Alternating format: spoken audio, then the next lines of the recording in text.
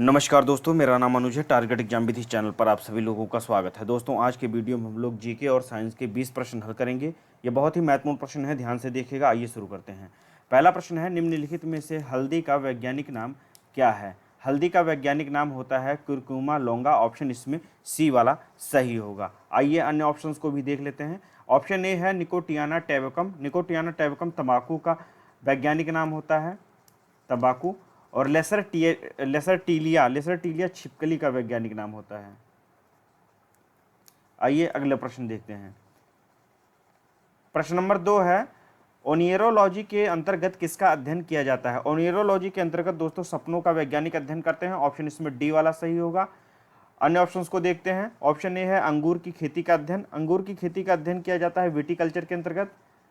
Viticulture रक्त एवं रक्त विकार से संबंधित विषय का अध्ययन करते हैं हेमेटोलॉजी, जिसे हम रुधिर विज्ञान भी कहते हैं। हेमेटोलॉजी या हिंदी में जिसे हम लोग रुधिर विज्ञान कहते हैं। ऑप्शन सी है फलों और उनकी खेती का अध्ययन। फलों और उनकी खेती का अध्ययन करते हैं पोमोलॉजी के अंतर्गत, पोमोलॉजी। आइए तीसरा प्रश्न देखते हैं। तीसरा प्रश्न है, गोल्डन ईगल या स्टेपी ईगल किस देश का राष्ट्रीय पक्षी है? गोल्डन ईगल दोस्तों स्वीडन का राष्ट्रीय पक्षी है। ऑप्शन इसमें बी वाला सही होगा। यदि पाकिस्तान की बात करें तो पाकिस्तान का राष्ट्रीय पक्षी है चकोर तीतर, चकोर तीतर। और भूटान का राष्ट्रीय पक्षी है रेवेन, रेवेन, या हिंदी में आपको शायद काला कौवा लिखा हुआ मिल सकता है।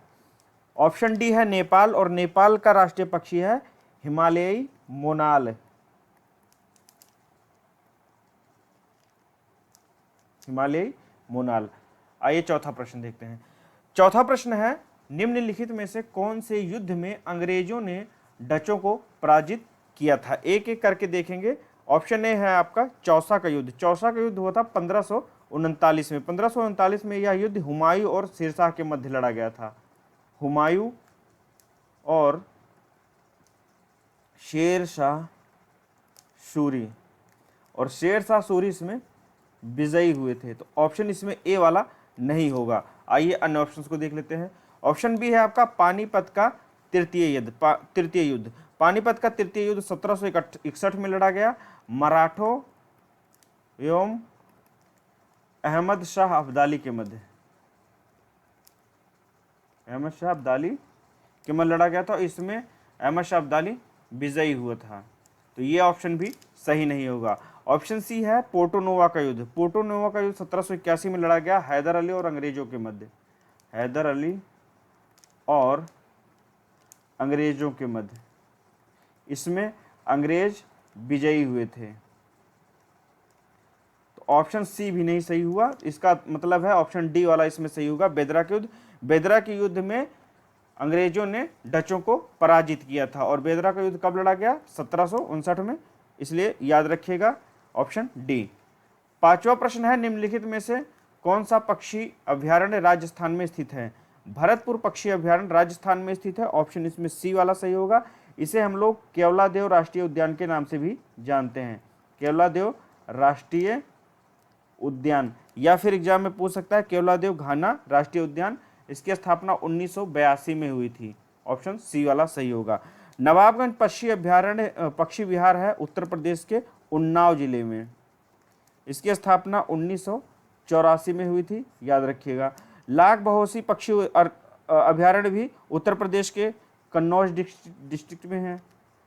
इसकी स्थापना 1989 में हुई थी। ये दोनों ही यूपी में पड़ते हैं।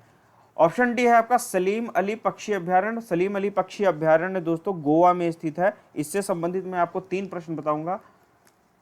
गोवा में सलीम अली पक्षी अभ्यारण्य यदि करके आता है तो आपको गोवा लगाना है। यदि आपसे पूछता है सलीम अली राष्ट्रीय उद्यान कहाँ है, तो राष्ट्रीय उद्यान आपका श्रीनगर में स्थित है। सलीम अली राष्ट्रीय उद्यान श्रीनगर जम्मू कश्मीर में स्थित है। यदि आपसे पूछता है Salim Ali centre for ornithology and natural history, तो आपको कोयम्बटूर लगाना है, याद रखिएगा। आइए छठवां प्रश्न देखते हैं। छठवां प्रश्न है, निम्नलिखित में से कौन सा विदेशी यात्री जहांगीर के शासनकाल में भारत आया था? जहांगीर के शासनकाल में भारत आने वाला विदेशी यात्री था विलियम हॉकिंस। ऑप्शन इसमें सी वाला सही होगा। या जहांगीर के शासनकाल में 1608 ईस्वी में भारत आया था। आइए अन्य ऑप्शंस को देख लेते हैं। यह एक ब्रिटिश था, ये भी याद रखिएगा आप लोग।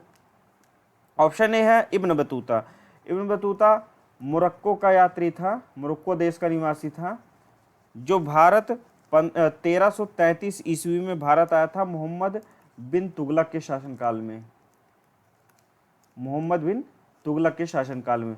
और डोमिंगो पेस की बात करें तो यह पुर्तगाली निवासी था, पुर्तगाली, जो कि भारत 1520 ईस्वी में कृष्णदेवराय के शासनकाल में भारत आया था। कृष्णदेवराय के शासनकाल में 1520 में भारत आया था। ऑप्शन डी है फाहियान। फाहियान चीन से भारत आए थे।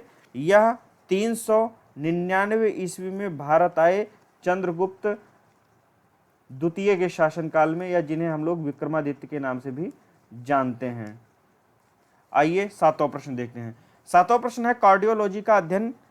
कार्डियोलॉजी किसका अध्ययन है? आइए नीचे से शुरू करते हैं। ऑप्शन इसमें सी वाला सही होगा, हृदय और रक्त वाहिकाओं का अध्ययन। हृदय और रक्त वाहिकाओं का अध्ययन कार्डियोलॉजी के अंतर्गत किया जाता है। और अभी मैंने बताया था अंगूर के उत्पादन का अध्ययन, तो यह विटिकल्चर के अंतर्गत किया जाता है। आइए अन्य ऑप्शंस को भी देख लेते हैं। रेशम कीट पालन या रेशम कीट पालन का अध्ययन सेरीकल्चर के अंतर्गत करते हैं, सेरीकल्चर। ऑप्शन ए है पुरातत्व संबंधी विज्ञान की शाखा, या पुरातत्व संबंधी वस्तुओं का अध्ययन करने वाला विज्ञान जो होता है उसे हम लोग आर्कियोलॉजी कहते हैं, आर्कियोलॉजी कहते हैं। आठवां प्रश्न है चीता का वैज्ञानिक नाम क्या है? दोस्तों चीता का वैज्ञानिक नाम होता है एसिनोनिक्स जुवेटस। ऑप्शन इसमें बी वाला सही होगा। ऑप्शन ए है आपका कैनिस ल्यूपस फैमिलियरिस, यह कुत्ते का वैज्ञानिक नाम होता है, कुत्ता का। और ऑप्शन सी है ओरिक्टोलैगस क्यूनिकलस, या खरगोश का वैज्ञानिक नाम होता है। और मस्का डोमेस्टिका आप लोगों को पता होगा, घरेलू मक्खी का वैज्ञानिक नाम होता है। नौवां प्रश्न है निम्नलिखित में से कौन सा उपकरण यांत्रिक ऊर्जा को विद्युत ऊर्जा में परिवर्तित करता है? यांत्रिक ऊर्जा को विद्युत ऊर्जा में परिवर्तित करने वाला उपकरण इसमें पवन चक्की है। ऑप्शन इसमें डी वाला सही होगा। हीटर विद्युत ऊर्जा को ऊष्मा ऊर्जा में परिवर्तित करता है।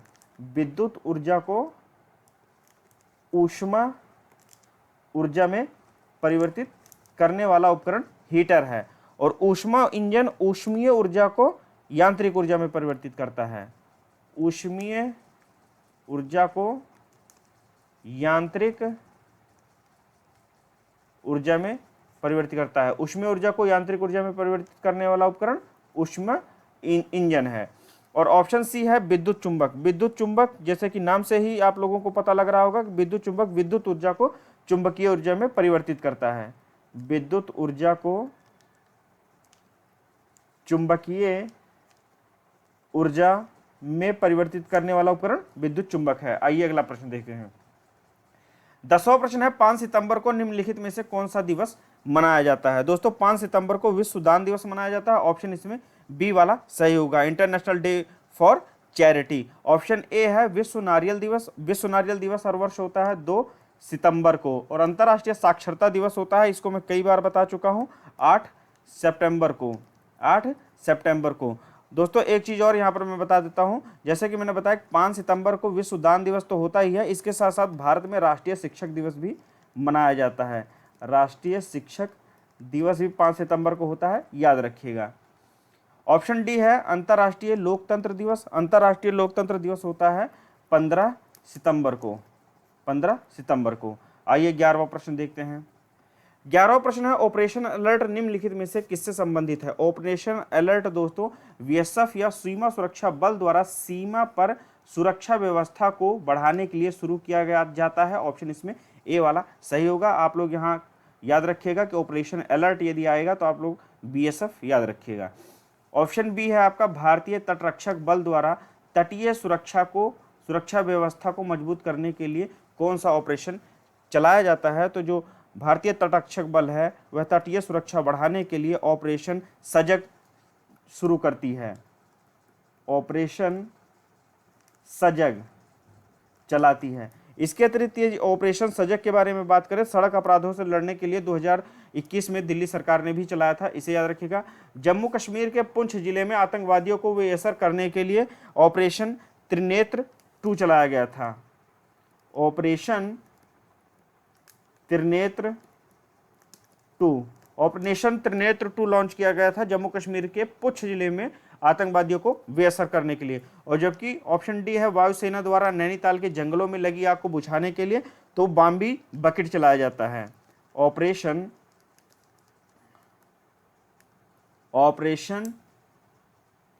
बॉम्बी बकेट, यहां पर मैं अंग्रेजी में लिख दे रहा हूं, बॉम्बी बकेट। आइए आगे देखते हैं। 12वां प्रश्न है, निम्नलिखित में से कौन सा समाधि स्थल मोरारजी देसाई का है? मोरारजी देसाई का समाधि स्थल है अभय घाट, ऑप्शन इसमें सी वाला सही होगा। इनकी मृत्यु 10 अप्रैल 1995 में हुई थी, 10 अप्रैल 1995 में। ऑप्शन ए है अरुण जेटली, अरुण जेटली जी का जो समाधि स्थल है इसको नाम दिया गया है निगम बोध घाट, और इनकी मृत्यु 24 अगस्त 2019 में हुई थी। ऑप्शन सी है ज्ञानी जैल सिंह, ज्ञानी जैल सिंह की मृत्यु हुई थी 25 दिसंबर 1994 को, और इनका समाधि स्थल कहलाता है एकता स्थल। यहाँ पर मैं लिख देता हूँ, इनका देहांत हुआ था 25 दिसंबर 1994। ऑप्शन डी है समता स्थल बाबू जगजीवन राम का समाधि स्थल है, बाबू जगजीवन राम, और इनकी मृत्यु 6 जुलाई 1986 को हुई थी। 13वां प्रश्न है, निम्नलिखित में से कौन सी सीमा रेखा रूस और फिनलैंड के मध्य स्थित है? रूस और फिनलैंड के मध्य स्थित सीमा रेखा है मैनर हिम रेखा, ऑप्शन इसमें डी वाला सही होगा। 20वीं अक्षांश रेखा दोस्तों लीबिया और सूडान के मध्य स्थित है, लीबिया और सूडान के मध्य 20वीं अक्षांश रेखा स्थित है। 49वीं समानांतर रेखा अमेरिका और कनाडा के मध्य स्थित है, ये एग्जाम में कई बार पूछा गया है, अमेरिका और कनाडा के मध्य। और 38वीं समांतर रेखा नॉर्थ कोरिया और साउथ कोरिया के मध्य स्थित है, नॉर्थ कोरिया और साउथ कोरिया। 14 नंबर का प्रश्न है, भारत किस देश के साथ सबसे लंबी स्थलीय सीमा साझा करता है? भारत की सबसे लंबी स्थलीय सीमा है बांग्लादेश के साथ, ऑप्शन इसमें ए वाला सही होगा, यह 4096 किलोमीटर है।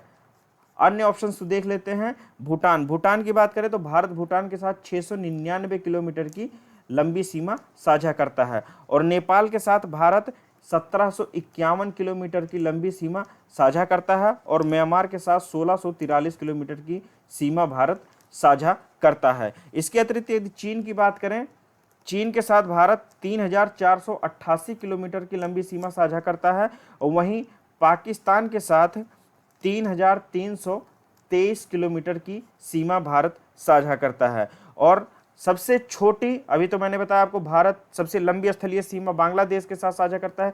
यदि आपसे एग्जाम में पूछता है सबसे छोटी, तो सबसे छोटी बात करें तो अफगानिस्तान है, अफगानिस्तान के साथ भारत की कुल 106 किलोमीटर की लंबी स्थलीय सीमा रेखा है, याद रखिएगा। 15वां प्रश्न है, निम्नलिखित में से कौन सी पंचवर्षीय योजना डीपी धर मॉडल पर आधारित थी? डीपी धर मॉडल पर आधारित 5वीं पंचवर्षीय योजना थी, ऑप्शन इसमें बी वाला सही होगा। और 5वीं पंचवर्षीय योजना 1974 से 1978 के मध्य रही थी, 1974 से 1978, एक साल पहले ही यह रोक दी गई थी। और प्रथम पंचवर्षीय योजना की बात करें तो यह हेराल्ड डोमर मॉडल पर आधारित थी, हेराल्ड डोमर मॉडल पर आधारित थी, और यह 1951 से 1956 तक रही थी। ऑप्शन सी है आपका 7वीं पंचवर्षीय योजना, और 7वीं पंचवर्षीय योजना जॉन मिलर मॉडल पर आधारित थी, जॉन मिलर मॉडल पर आधारित थी, और यह 1985 से 1990 के मध्य रही थी। और 11वीं पंचवर्षीय योजना की बात करें तो 11वीं पंचवर्षीय योजना 2007 में शुरू हुई, 2007 में शुरू हुई थी, 2012 तक यह रही थी। यह दोस्तों सी रंगराजन मॉडल पर आधारित थी। याद रखिएगा 11वीं पंचवर्षीय योजना सी रंगराजन मॉडल पर आधारित थी जो 2007 से 2012 तक रही थी। आइए आगे देखते हैं। 16 प्रश्न है, सेफ्रॉन क्रांति किससे संबंधित है? सेफ्रॉन क्रांति केसर उत्पादन से संबंधित है। ऑप्शन इसमें डी वाला सही होगा। टमाटर का उत्पादन या फिर इसी के साथ साथ मांस के उत्पादन की बात करें तो यह लाल क्रांति से संबंधित है। लाल क्रांति के अंतर्गत मांस उत्पादन और टमाटर उत्पादन होता है। मत्स्य पालन जो है नीली क्रांति के अंतर्गत होता है। नीली क्रांति के अंतर्गत होता है। अंडा उत्पादन और अंडा उत्पादन के साथ साथ कुक्कुट पालन भी एग्जाम में पूछ सकता है। कुक्कुट पालन और अंडा उत्पादन रजत क्रांति के अंतर्गत होता है। 17वां प्रश्न है, हथकरघा के विकास से संबंधित समिति कौन है? हथकरघा के विकास से संबंधित समिति बनाई गई थी मीरा सेठ समिति। ऑप्शन इसमें बी वाला सही होगा। आर.एन. मल्होत्रा समिति बीमा से क्षेत्र में सुधार से संबंधित है। बीमा क्षेत्र में सुधार से संबंधित समिति है आर.एन. मल्होत्रा समिति। और रेखी समिति है अप्रत्यक्ष कर से संबंधित। रेखी समिति अप्रत्यक्ष कर से संबंधित है, जबकि राजा चेलैया समिति दोस्तों कर सुधार से संबंधित है। कर सुधार से संबंधित है। आइए 18वां प्रश्न देखते हैं। 18वां प्रश्न है, निम्नलिखित में से कौन सा संस्थान करनाल हरियाणा में स्थित है? करनाल जो कि हरियाणा में पड़ता है, यहाँ पर नेशनल डेयरी रिसर्च इंस्टीट्यूट स्थित है। ऑप्शन इसमें ए वाला सही होगा। भारतीय पशु चिकित्सा अनुसंधान संस्थान इज्जतनगर बरेली में स्थित है। इज्जतनगर बरेली अर्थात उत्तर प्रदेश में स्थित है। राष्ट्रीय केला अनुसंधान संस्थान तिरुचिरापल्ली तमिलनाडु में स्थित है। तिरुचिरापल्ली तमिलनाडु। और ऑप्शन डी है केंद्रीय आलू अनुसंधान संस्थान। केंद्रीय आलू अनुसंधान संस्थान शिमला में स्थित है। शिमला या हिमाचल प्रदेश। आइए 19वां प्रश्न देखते हैं। 19वां प्रश्न है, कबड्डी में कुल कितने खिलाड़ी होते हैं? कबड्डी में दोस्तों 7 खिलाड़ी होते हैं। ऑप्शन इसमें ए वाला सही होगा। इसके अतिरिक्त हैंडबॉल में भी 7 खिलाड़ी ही होते हैं। हैंडबॉल, नेटबॉल और एग्जाम में वाटर पोलो को पूछ सकता है। वाटर पोलो में भी 7 खिलाड़ी ही होते हैं। आइए अन्य ऑप्शंस को देख लेते हैं। ऑप्शन ए है हॉकी। ऑप्शन ए है 11 या 11। तो 11 खिलाड़ी हॉकी में होते हैं, आप लोगों को पता है। क्रिकेट में होते हैं। इसके अतिरिक्त फुटबॉल में भी 11 खिलाड़ी ही होते हैं। ऑप्शन सी है 6। ऑप्शन सी 6 है और 6 खिलाड़ी होते हैं आइस हॉकी में। आइस हॉकी में और वॉलीबॉल में। ऑप्शन डी है 9 खिलाड़ी होते हैं बेसबॉल और खो खो में। बेसबॉल और खो खो।